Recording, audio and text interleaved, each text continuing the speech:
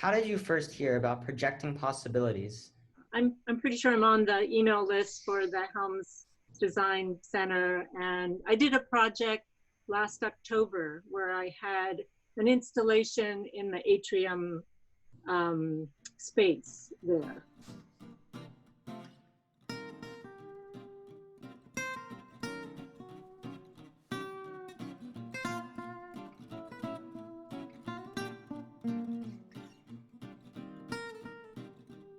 Projecting possibilities states that art restores our souls, eases our worry, grief, and isolation. How does your artwork reflect this statement? I think of art in general as being essential. There's so many different kinds of art. Art is such a huge category to me. It includes really all the arts. So I think I think it's absolutely essential to a human community. And that doesn't really change. Does it, I guess the question could be, does it become more important at a time like this? We have so many kind of cascading things going on in our country, in the culture, in the world, in a global way. So it's right up there with all of the important things in my mind.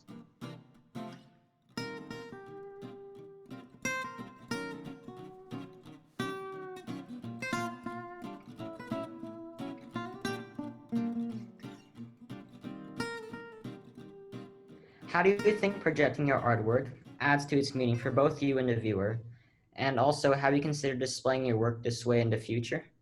I love the idea of doing this, actually, and it is something I would love to explore more, because I think that it changes, first of all, who can see it, when you can see it, where it can be seen, the scale of how you're looking at something, that you can project things outside, that you can be outside, that someone can be driving by, that someone can be walking by, interacting.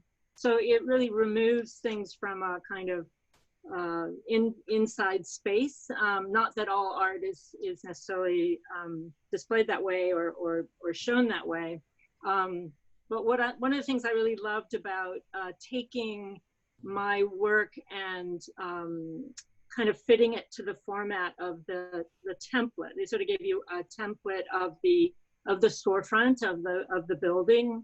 And I loved actually watching my work, or I did this through Photoshop, taking work that was both analog, that is both sort of painted on paper or canvas or different surfaces, and I could do anything with it. And in addition, I realized, oh, well, this is a digital interface. So I brought in some of my work that I combine analog with digital.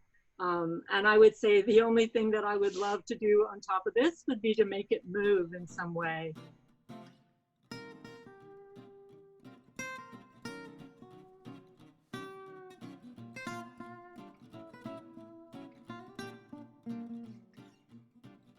What inspired you to become an artist?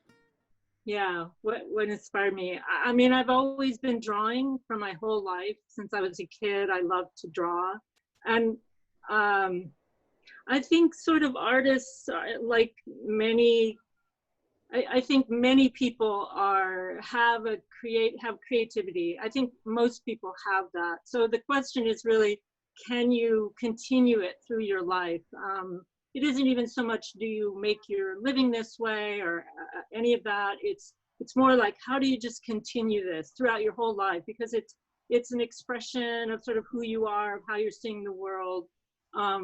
So for me, it's sort of being an artist allows you to be a storyteller. You don't have to be a narrative storyteller. You don't have to be telling a story in the traditional sense of what that might mean, but you are telling some kind of story in a way, even when you're working abstractly. I mean, for me, I feel that way about it. I actually like using a slightly more abstracted vocabulary because I find it a way, I find being an artist for me is a way to navigate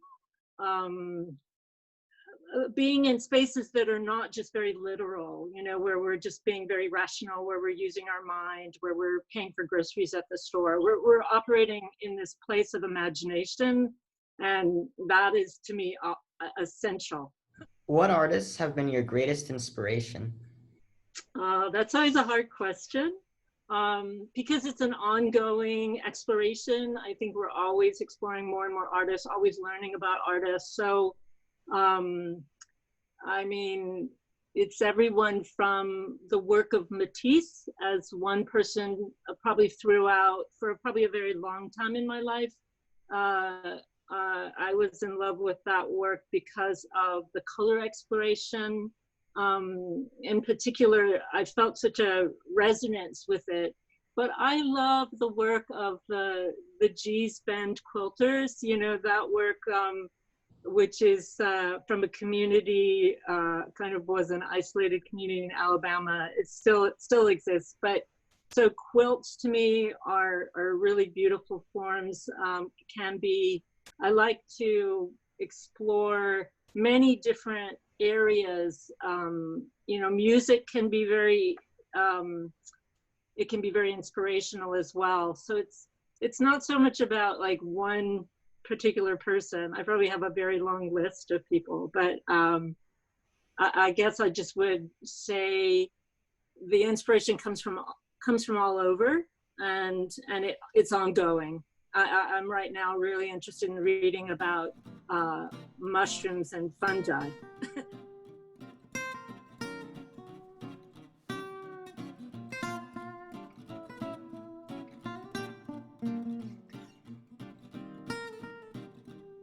Have you always worked in this medium, or has it changed over time?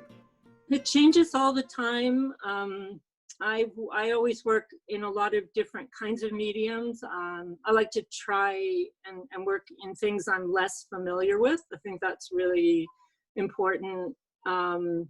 It also, I've answered this question once before, as far as, I feel in a way, if you work with different mediums, you also get to be different versions of yourself. You know, I don't really think we're one version, you know, there are many different versions. And part of this is exploring all of them. You don't even know what you're going to be if you work maybe in a different material. So I really love this projecting possibilities, this idea of this projection, because for some of my work that I do work digitally, and this is an interesting way to combine that, sort of as I mentioned before.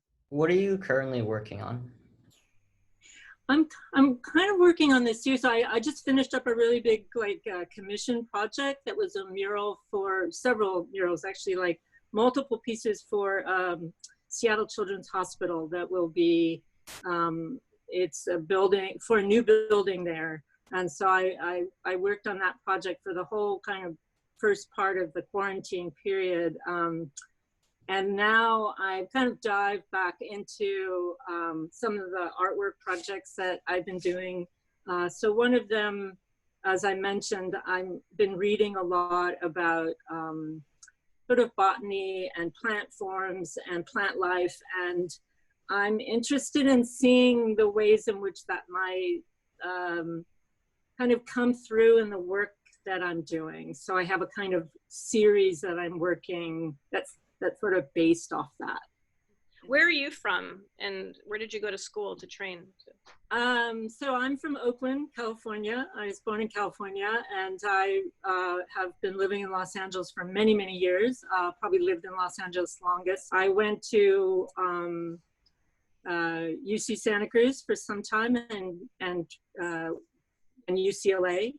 And then really I've worked as a kind of designer and an illustrator for over 3 decades. And I suppose a lot of my kind of training in some way comes from that or through that.